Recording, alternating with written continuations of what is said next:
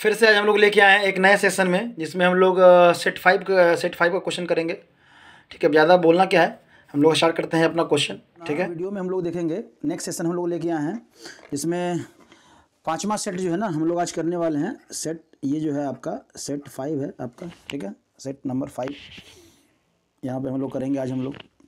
तब है कि ऑलमोस्ट क्वेश्चन से ये स्टार्ट करते हैं हम लोग, यहाँ पे क्वेश्चन से स्टार्ट करते हैं। और आप देखने में आपको यहाँ पे लग रहा होगा, थोड़ा सा मोटा कर लेते हैं पेन को, ठीक है। तब है सेट नंबर आपका 5 है, ठीक है, सेट नंबर 5। और जो पहला क्वेश्चन है, molarity is expressed in, molarity is expressed in. अब मोलरिटी को हम लोग एक्सप्रेस करते हैं। अब देखिए मोलरिटी जो है ना वो क्या है आपका कंसंट्रेशन टर्म है। क्या है आपका कंसंट्रेशन टर्म है। अब कंसंट्रेशन टर्म में इसको हम लोग कैपिटल एम से रिप्रेजेंट करते हैं। और इसका जो डेफिनेशन लिखते हैं वो क्या लिखते हैं, number of mole of solute upon 1 litre of solution या पर लीटर ऑफ सॉल्यूशन, ठीक है। अब या वॉल्यूम ऑफ सॉल्यूशन, तो वॉल्यूम को किस में लेते हैं, लीटर में लेते हैं। कंसंट्रेशन मतलब आपका क्या हो गया, ये मोल हो गया। ये मोल का जो है ना यूनिट हम लोग मोल लेते हैं। अब मोल पर लीटर मतलब इसका जो यूनिट हो जाएगा वो क्या हो जाएगा आपका, या तो मोल पर लीटर रहे, और कहीं कहीं अगर इस तरह से भी यूज किया है मोल लीटर इनवर्स, तो ये दोनों चीज़ सेम है। आप मोल पर लीटर कहिए, बस ये ध्यान रखिएगा कि जब आप यूनिट लिखते हैं तो मोल पूरा मोल नहीं लिखाता है। यहाँ पे आप देख रहे होंगे, यहाँ पे आपका जो है ना हम ई नहीं लिखे हैं, तो ई नहीं लिखे मतलब आप ऐसे मोल लिखिएगा तो पूरा मोल लिखना होगा, लेकिन जब आप यूनिट के रूप में लिख रहे हैं तो बस मोल ही लिखना होता है। समझ में आया। तो ये पहला क्वेश्चन था आपका, यहाँ से आंसर आसानी से आप कर लिए, ठीक है। तब चलते हैं हम लोग नेक्स्ट क्वेश्चन की ओर। और यहाँ पे क्वेश्चन है, which of the following is ionic solid. Ionic solid कौन है। आयोनिक सॉलिड मतलब क्रिस्टलाइन सॉलिड, मतलब आपका एक मिनट,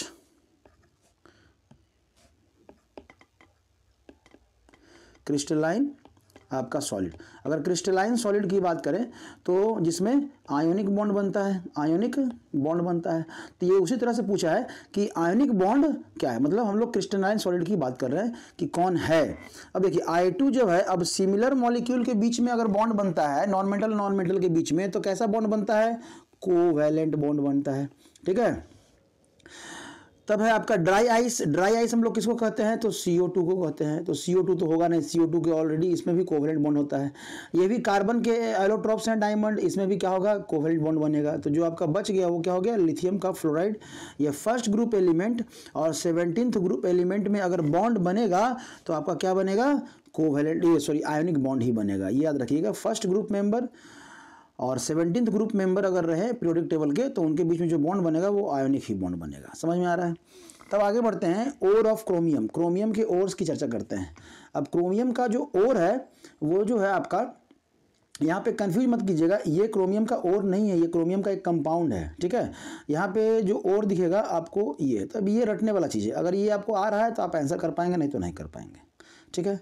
तब है आपका the strongest reducing agent. Strongest reducing agent कौन जल्दी रिड्यूस कर देगा, ठीक है। अब देखिए रिड्यूस करने के मतलब जो इलेक्ट्रॉन, अब देखिए रिडक्शन किसको कहते हैं, या तो हाइड्रोजन ऐड हो, ठीक है, या इलेक्ट्रॉन गेन कर रहा हो। इलेक्ट्रॉन क्या कर रहा हो, गेन कर रहा हो। समझ में आया।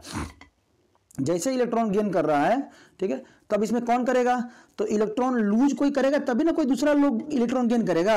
दूसरे लोग इलेक्ट्रॉन जब गेन करेंगे तब उनका रिडक्शन होगा। तो इसमें से कौन रिड्यूसिंग एजेंट है, जो रिड्यूस कर दे, मतलब जो आसानी से इलेक्ट्रॉन दे दे। हम इलेक्ट्रॉन की बात इसलिए कर रहे हैं क्योंकि यहाँ पे आपको दिख रहा है सब आयंस के रूप में, फ्लोरीन का आयंस है। तो ये हाई इलेक्ट्रोनेगेटिव एलिमेंट्स, ये इलेक्ट्रॉन जल्दी लूज नहीं करेगा, उसके कंपेयर में ये जल्दी लूज करेगा, उसके कंपेयर में ये और जल्दी, और सबसे जल्दी ये इलेक्ट्रॉन लूज करेगा। क्यों, क्योंकि इनका जो साइज है ना वो सबसे ज़्यादा होता है एज कम्पेयर टू जितने भी आपके हैं हाइड्रोजन। और जिनका साइज ज़्यादा बड़ा, इलेक्ट्रॉनिक अट्रैक्शन उनका आउटर मोस्ट इलेक्ट्रॉन से उतना कम, आउटर में सेल के इलेक्ट्रॉन से उतना कम, तो वो आसानी से लूज कर देंगे। तो जो आयोडीन हो जाएगा वो मोस्ट रिड्यूसिंग एजेंट हो जाएगा। देखिए रिड्यूसिंग एजेंट में कंफ्यूज मत कीजिएगा, यहाँ रिडक्शन की बात नहीं कर रहा है, रिड्यूसिंग एजेंट एजेंट की बात कर रहा है। किसकी बात कर रहा है, एजेंट। एजेंट मतलब जो दूसरे के लिए कुछ करता है। जैसे आपके घर में LIC एजेंट है, तो LIC एजेंट आता है तो आपका पैसा लेके आपका LIC करता है, ये नहीं कि अपना LIC कर लेता है। तो एजेंट दूसरे के लिए, तो रिड्यूसिंग मतलब रिड्यूस करना है, किसको करना है, एजेंट है ये। रिड्यूसिंग एजेंट मतलब दूसरे को रिड्यूस करेगा। समझ में आया? वीडियो में है ना ये सब बहुत डिटेल में बताए हैं आराम से, तो वहाँ पे आप वीडियो लेक्चर में भी जाके देख सकते हैं इनऑर्गेनिक में। How many elements are present in first transition series. अब फर्स्ट ट्रांजिशन सीरीज में कितने एलिमेंट्स है? तो 10 एलिमेंट्स है। ग्रुप डी की बात कर रहा है और डी ब्लॉक अगर हम लोग बात करें तो इसमें कितने एलिमेंट्स हैं? तो आपके 10 एलिमेंट्स रहते हैं। तब है कि गन मेटल की जो बात कर रहा है इसमें ऑलमोस्ट आपका आंसर डी, गन मेटल में आपका आंसर क्या रहेगा? डी। ठीक है, समझ में आया? क्यों? क्योंकि अब ये चीज़ है ना जनरल कंपटीशन बहुत बार पूछा गया है। ठीक है, आप आसानी से इसको अगर याद कर लिए तो याद रहेगा। और देखा गया है कि आपका जनरल केमिस्ट्री से जो है ना 3 4 5 ऑब्जेक्टिव जो है ना बिहार बोर्ड में हमेशा रहता है। तो ये बिहार बोर्ड के हिसाब से आप तैयारी कर रहे हैं तो ये सब जनरल क्वेश्चन जो है ना आते रहना चाहिए। आपका ड्राई आइस हो गया, बहुत बार पूछा गया है, तो ये सब चीज़ है। तब है कि which one of the following is correct commercial name of carbon tetrachloride. अब देखिए कार्बन टेट्राक्लोराइड क्या है? तो आपका CCl4। जैसे देखिए यहाँ पे लिखा है ना, यहाँ पे CCl4, तो यहाँ पे भी यही चीज़ है। अब जिसको कार्बन टेट्राक्लोराइड अगर फॉर्मूला नहीं भी आता हो तो देखिए आपको क्वेश्चन में यहाँ पे ऑलरेडी दे दिया था। ठीक है, नहीं भी है, चलिए अब जान रहे हैं तो हम लोग यहाँ से लिख लेते हैं CCl4। अब इसका नाम क्या है? तो बेंजीन तो नहीं ना कह सकते हैं, अब बेंजीन नहीं कहेंगे, पायरोल नहीं कहेंगे, ये आपका क्या है? पायरीन है। तो इसका नाम क्या हो जाएगा आपका? पायरीन। सी ऑप्शन ए है, ये सब ऑप्शन ए है। ठीक है, तब है नेक्स्ट क्वेश्चन की अगर बात करें 8 number, which of the following is refrigerants. Refrigerants में हमको पता है कि हम लोग क्लोरोफ्लोरोकार्बन जो है ना हम लोग यूज करते हैं, और क्लोरोफ्लोरोकार्बन जो है ना पहले यूज हुआ करता था, अब नहीं यूज हुआ करता है। बिहार बोर्ड में वही पुराना क्वेश्चन रटे हुए आ रहा है और वही पुराना आपका आंसर दे रहा है। तो ये क्लोरोफ्लोरो आपका कार्बन है। अब जो है ना बहुत सारा अलग अलग हम लोग रेफ्रिजरेंट्स के रूप में यूज करते हैं, AC में हो गया, फ्रिज में हो गया, ये सब करके। ठीक है, तो यहाँ पे आप ध्यान रख सकते हैं। चलिए, तब है 9 नंबर क्वेश्चन कि which of the following is strongest Lewis acid. अब लुईस एसिड कौन है? तो लुईस एसिड वो है जो इलेक्ट्रॉन पेयर या लोन पेयर को क्या करते हैं? लोन पेयर को क्या करते हैं? एक्सेप्ट करते हैं। क्या करते हैं? एक्सेप्ट करते हैं। लोन पेयर को, एक्सेप्टर को हम लोग लुईस एसिड बोलते हैं। या कह सकते हैं कि जिनके पास इलेक्ट्रॉन कम है, या मतलब इलेक्ट्रॉन डेफिशिएंट जो कंपाउंड है वो इलेक्ट्रॉन गेन करेंगे, और जब इलेक्ट्रॉन गेन करेंगे तो उनको हम लोग क्या कहेंगे? लुईस एसिड कहेंगे। अब देख लीजिए यहाँ पे इलेक्ट्रॉन किसके पास कम है? ठीक है, तो आपका बोरोन बोरोन बोरोन बोरोन, तो सर यहाँ तो बोरोन हो गया। अब बोरोन जो है आपका यहाँ पे कम किसके पास है? सबके पास बोरोन है। अब इलेक्ट्रॉन ये स्ट्रक्चर अगर बनाएंगे तो आपका ऑलमोस्ट आपको नजर आएगा कि सब में तो कम ही है। जैसे बोरोन का अगर बनाए तो 3 स्ट्रक्चर F F F, आप बोरोन का बनाइए तो यहाँ पे भी 3 स्ट्रक्चर क्लोरीन क्लोरीन क्लोरीन। आप बोरोन का बनाइए तो यहाँ भी 3 स्ट्रक्चर, आपका Br और आपका यहाँ से Br। आप बोरोन का बनाइए तो यहाँ भी, सॉरी ये बोरोन होना चाहिए था, बोरोन का तो यहाँ पे I, यहाँ भी I और यहाँ भी I। समझ में आया? कोई दिक्कत नहीं। तब क्या है कि अब है कि सर तो सबके पास तो ऑक्टेट तो पूरा हुआ नहीं, क्योंकि यहाँ 6 इलेक्ट्रॉन, सेंट्रल एटम पे कितना इलेक्ट्रॉन है? 6 इलेक्ट्रॉन है, सबके पास 6 इलेक्ट्रॉन ही है। ठीक है, चलिए तब कैसे देखेंगे? तब देखेंगे कि साइज जिनका, किस हैलोजन का साइज बड़ा है। क्यों बड़ा है हैलोजन का साइज? तो यहाँ पे एक बहुत अच्छा कंसेप्ट आता है आपका बैक बॉन्डिंग का। बैक बॉन्डिंग आप नहीं अगर पढ़े हैं तो आप वीडियो में जाकर वहाँ डिटेल में देख सकते हैं। यहाँ पे जो कंसेप्ट लगेगा वो किसका लगेगा? बैक बॉन्डिंग का लगेगा। किसका लगेगा? बैक बॉन्डिंग का लगेगा। अब बैक जो बॉन्डिंग है वो फ्लोरीन का सबसे ज़्यादा, उसके बाद उससे कम आपका क्लोरीन का, उससे कम आपका ब्रोमीन का और सबसे कम आयोडीन का। मतलब बैक बॉन्डिंग में होता क्या है कि जो एलिमेंट्स है वो लोन पेयर को क्या करता है? डोनेट करता है जिनके पास इलेक्ट्रॉन कम है। तो ये आयोडीन जो है ना इसका टेंडेंसी कम रहेगा इलेक्ट्रॉन देने का, तो आपका जो आंसर हो जाएगा वो डी। देखिए इतना डिटेल में इतना चर्चा इसलिए कर रहे हैं कि सिर्फ आंसर मत रटिए, इसी टाइप के क्वेश्चन आपको मिलेंगे। अगर ये सारे क्वेश्चन को आप कर लिए रहेंगे तो आपको दिक्कत नहीं होगा। ठीक है, आप कोई भी क्वेश्चन कर सकते हैं, क्योंकि हम ये तो नहीं कर सकते ना कि यही क्वेश्चन आएगा, लेकिन इसी टाइप का क्वेश्चन आएगा। तो इसी टाइप के क्वेश्चन के लिए आपको समझना है कि कैसे ये सब क्वेश्चन सॉल्व होता है। लिखा है an example of an electrolytes is. Electrolytes के एग्जाम्पल कौन कौन से हैं? ठीक है, तो ऑप्शन हम लोग चलते हैं ऑप्शन में। ऑप्शन है यहाँ पे इलेक्ट्रोलाइट्स में शुगर दिया हुआ है, सोडियम एसीटेट दिया हुआ है, आपका यूरिया दिया हुआ है, बेंजीन दिया हुआ है। ये ना यूरिया होगा, ना आपका शुगर होगा, ना आपका बेंजीन होगा, सोडियम एसीटेट आंसर है। अब ये सब, हाँ अब यह कि इलेक्ट्रोलाइट्स क्या है वो आप जान सकते हैं। तो इलेक्ट्रोलाइट्स क्या होते हैं? ऐसे आपके सब्सटेंस जो वाटर में या एक्वा सॉल्यूशन में क्या देता हो? आयंस देता हो। क्या कहता हो? Give ions. ठीक है, गिव आयंस। समझ में आ रहा है? ठीक है, तो इसको इलेक्ट्रोलाइट्स कहते हैं। तो ये आयन देगा, शुगर नहीं देगा, बेंजीन, ये सब ये ऑर्गेनिक है ना, ये सब वीक वाले हैं, ये सब जल्दी देंगे नहीं। और ये सोडियम एसीटेट, ये सोडियम जो है ना ये प्लस, और एसीटेट वाला आपका अलग से वो आयन के रूप में CH3COO माइनस। तो ये आयन आसानी से मिल जाएगा। ठीक है, चलिए तब ये 11 नंबर जो क्वेश्चन है, which of the following is the maximum number of unpaired electron. किसके पास maximum number of unpaired electron है? ठीक है, अब देखिए यहाँ पे ध्यान देना है कि अगर हम लोग जिंक में तो एक भी अनपेड इलेक्ट्रॉन और कभी भी नहीं रहेगा। क्यों? क्योंकि Zn का आपका इलेक्ट्रॉनिक कन्फिगरेशन जो होता है वो आर्गन और 3d10 और 4s कितना होता है 2।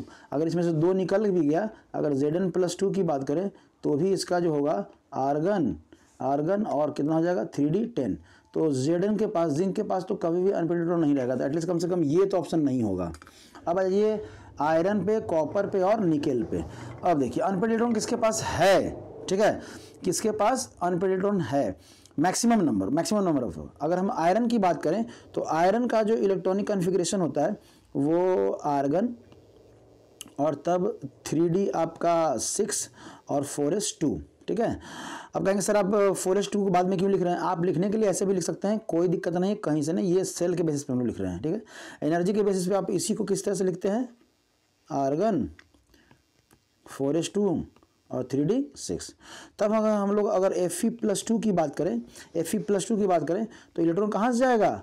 S से जाएगा। तो ये जो बचेगा ये आर्गन और 3d 6। अब 3d 6 बचा है, मतलब इसके पास 1 2 3 4 5 कितने इलेक्ट्रॉन बचेंगे? कितने इलेक्ट्रॉन होंगे इसके पास?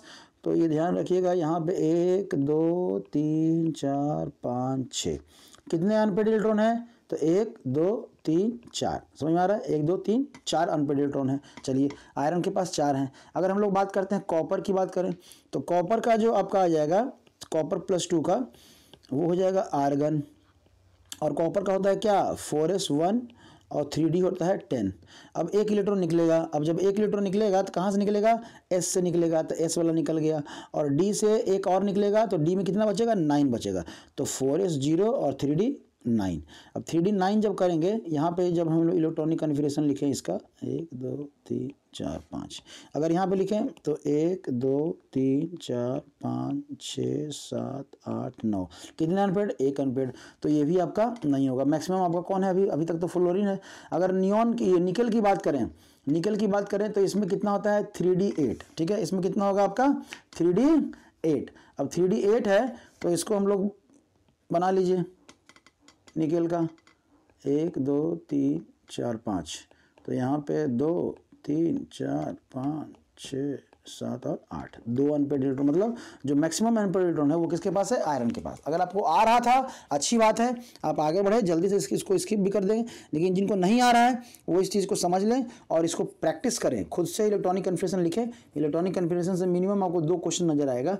समझ में आ रहा है? फ्री का 2 क्वेश्चन है, अगर आ गया तो आसानी से आप बना सकते हैं। चलिए तब जो है आपका यहाँ पे अगर नेक्स्ट की बात करें कि general electronic configuration of transition metal, तो हम लोग क्या लिखते हैं? ट्रांजिशन मेटल मतलब डी ब्लॉक की बात कर रहा है, और डी ब्लॉक की बात कर रहा है तो n-1 आपका डी 1 से लेके 10 और ns 1 से लेके आपका 2। ठीक है, कोई दिक्कत? तो ये जो ऑप्शन है आपका, ऑप्शन कौन कौन सा है? तो ये फर्स्ट वाला ऑप्शन हो गया आपका। समझ में आ रहा है? अब कहेंगे कि सर फर्स्ट वाला ऑप्शन है, बाकी सब ऑप्शन नहीं रहेगा क्या? अब ध्यान दीजिए, बाकी सब ऑप्शन में हो सकता ये आप इस तरह से भी लिखेंगे और अगर इस तरह से भी लिखेंगे तो कोई दिक्कत नहीं है, या 0 से आप कह दीजिए, 0 से 2 कर दीजिए। तो भी ऐसे 0 तो नहीं कर सकते हैं, 1 करना चाहिए था, क्योंकि अगर 0 है तो फिर वो होगा नहीं। तभी आपका यहाँ से n-1 आपका d 1 से लेकर कितना होगा? 10। ये में कोई दिक्कत नहीं है। समझ में आ रहा है? तब क्या है कि ऐसे लिखें चाहे ऐसे लिखें। समझ में आ रहा है? ये वही चीज़ है, आगे पीछे करके लिखा, लेकिन यहाँ पे एस में देखिए यहाँ पे मात्र एक ही इलेक्ट्रॉन दिया हुआ है जो कि नहीं होगा। आप यहाँ आ जाइए, एन को हम लोग लिख सकते हैं 0 से 2, लेकिन डी को हम लोग 0 नहीं लिख सकते। क्यों? क्योंकि अगर डी में 0 इलेक्ट्रॉन मतलब वो डी ब्लॉक का तो है ही नहीं, और आपका पूछ किसका रहा है? डी ब्लॉक एलिमेंट्स का। इसलिए इसका जो सी नंबर जो ऑप्शन है ना वो बहुत अच्छा है, कंफ्यूज करने के हिसाब से बहुत अच्छा ऑप्शन है ये वाला, इसको ध्यान रखिएगा। आप NS 0 से 2 लिख सकते हैं, लेकिन डी को कभी भी आप 0 से 10 नहीं लिख सकते हैं, 1 to 10 लिखेंगे, ठीक है, 1 to 10। चलिए, तब बहुत बोलना पड़ता है, लेकिन इस सब चीज़ को अगर आप समझ गए ना तो अब हमें लग रहा होगा कि पाँच सेट बनाते बनाते जो है ना आप लगभग सारे आइडिया आपको लग गए होंगे और खुद से भी आप बना पा रहे होंगे। Which one of the following is non crystalline और एमॉर्फस? अब देखिए ऑलरेडी एमॉर्फस का एक क्वेश्चन हम लोग कर चुके थे, अभी फिर से पूछ गया कि कौन एमॉर्फस है? ग्लास। अब ये सबका तो आंसर करने की जरूरत नहीं है। लूनर कास्टिक इसका जो है ना आपका जो ये है आंसर है इसका 14 नंबर का, वो क्या हो जाएगा आपका 3। तो ये सब का अगर आंसर आपको पता है तो आप डायरेक्टली मान सकते हैं, इस पर याद करने वाला है। Which of the following ion is expected to be coloured? अब देखिए कलर वही शो करेगा जिसके पास इलेक्ट्रॉन होगा, जिसके पास क्या होगा? इलेक्ट्रॉन होगा। और कैसा इलेक्ट्रॉन होगा? अनपेड इलेक्ट्रॉन होगा। तो इसके पास तो होता नहीं है। अगर C+ की बात करें, अगर इसकी बात करें तो इसका इलेक्ट्रॉनिक कन्फिग्रेशन आर्गन 4s0 और 3d क्या होता है 10, तो कॉपर के पास भी नहीं है। अगर निकेल की बात करें तो निकेल का जो होता है इसका, अगर निकेल का बात करें तो इसका हो जाएगा आपका आर्गन 3d कितना हो जाएगा 8, क्योंकि 2 इलेक्ट्रॉन निकला है तो 4s से निकल जाएगा 8। इसके पास अनपेड इलेक्ट्रॉन है।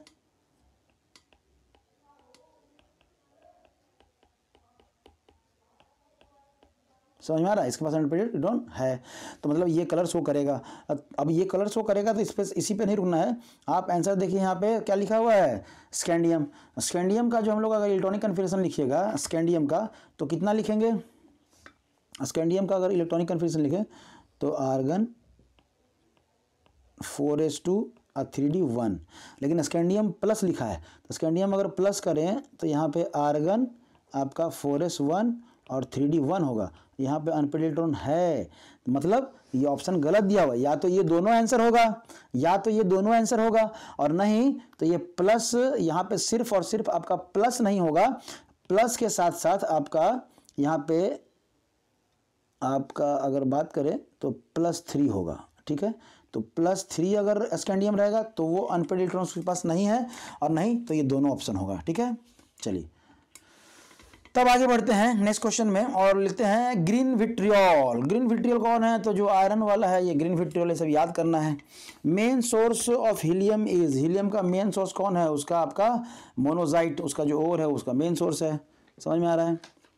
तब है आगे अगर हम लोग बढ़े, एल्युमिनियम का ओर बचपन से पढ़ते आ रहे हैं बॉक्साइड, ठीक है। तब आपका है 19 नंबर क्वेश्चन, और इसमें पूछा क्या है? कौन, ये क्या है? कॉम्प्लेक्स है सीधा, ये आंसर तो करना ही नहीं है। The important ore of iron, iron का इम्पोर्टेंट ओर कौन सा होता है? हेमाटाइट, ठीक है। जनरल कंपटीशन का क्वेश्चन है। Most abundant metal on the surface क्या होता है आपका? एल्यूमिनियम। आपका अगर इसमें हाइब्रिडाइजेशन, अब देखिए हाइब्रिडाइजेशन का क्वेश्चन आ गया, इसमें हाइब्रिडाइजेशन देखने का तरीका कितना है? 6 है। ये कितना है? 6। अब 6 है तो या तो sp3d2 होगा और नहीं तो d2sp3 होगा। अब इन दोनों में से देखना है कौन होगा, ठीक है। अब ध्यान दीजिए, जब आपका d2sp3 कब होगा? d पहले कब लिखाएगा? जब स्ट्रॉन्ग लिगेंड्स रहेगा, और यहाँ पे क्या है आपका? स्ट्रॉन्ग लिगेंड्स है। CN आपका स्ट्रॉन्ग लिगेंड्स है, अमोनिया आपका स्ट्रॉन्ग लिगेंड्स है, CO आपका स्ट्रॉन्ग लिगेंड्स है। तो ये सब 2-3 जो स्ट्रॉन्ग लिगेंड्स है उसको याद रखिएगा, बाकी आपका काम हो जाएगा। तो जो आंसर होगा आपका इसमें, जो आंसर होगा वो क्या हो जाएगा? डी नंबर आपका आंसर हो जाएगा, ठीक है, d2sp3। अब देखिए अल्कीन का फार्मूला पूछ दिया, अब इससे आसान तो क्या हो जाएगा? इसका ए ऑप्शन हो जाएगा। विटामिन सी, अब विटामिन सी में बच्चा लोग कंफ्यूजन होता है, साइट्रिक एसिड मारे कि एस्कॉर्बिक एसिड मारे। देखिए विटामिन सी जो है ना साइट्रिक एसिड है। आप कहेंगे सर तो एस्कॉर्बिक एसिड है। अब साइट्रिक एसिड सर तो वो भी तो एसिड है ना। खट्टा चीज़ में मैक्सिमम मात्रा में जो है आपका पदार्थ जो मिलता है वो क्या है? आपका साइट्रिक एसिड है। लेकिन ये किसी भी स्थिति में आप उसको विटामिन सी हम लोग नहीं कहते हैं। विटामिन सी अगर नाम आ रहा है, केमिकल नेम उसका क्या है? विटामिन सी का एस्कॉर्बिक एसिड, ठीक है। तो ये कन्फ्यूज मत कीजिएगा साइट्रिक एसिड से, ठीक है। तब है आपका जनरल फार्मूला अल्केनॉल। अल्केनॉल मतलब अब इसमें है क्या? तो अल्केन है, अब प्लस अल्कोहल है। अब किसका है? अल्कोहल। अब किसका होगा? तो अब देखिए, अब सपोज मान लेते हैं आपको फार्मूला नहीं पता। अगर आप फार्मूला नहीं पता, मान के चलिए आपको फार्मूला नहीं पता, तो आप खुद से बना सकते हैं। एक सिंपल सा अल्कोहल बनाइए। तो आप CH3OH तो लगा ही सकते हैं ना। अब CH3OH लगा दिए, इसको आप लिखिएगा तो C इतना, आप 2 कार्बन का बना लीजिए तो CH3CH2OH यही लिखिएगा ना। तो इसको क्या लिखिएगा?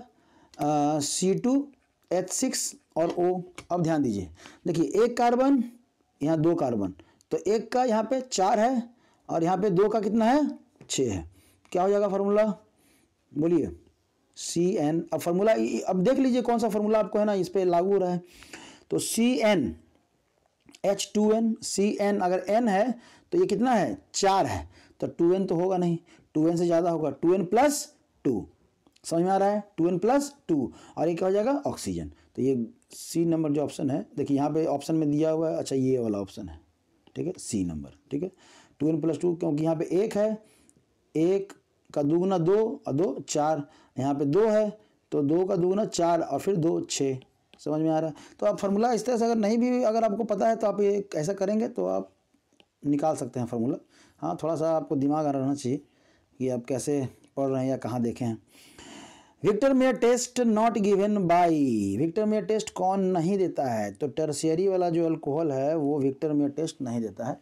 ये बहुत बार हम लोग वीडियो में भी कर चुके हैं, पढ़ भी चुके हैं, एक्सेप्शन है, याद रखिएगा। टर्शियरी अल्कोहल जो है ना आपका वो नहीं देगा।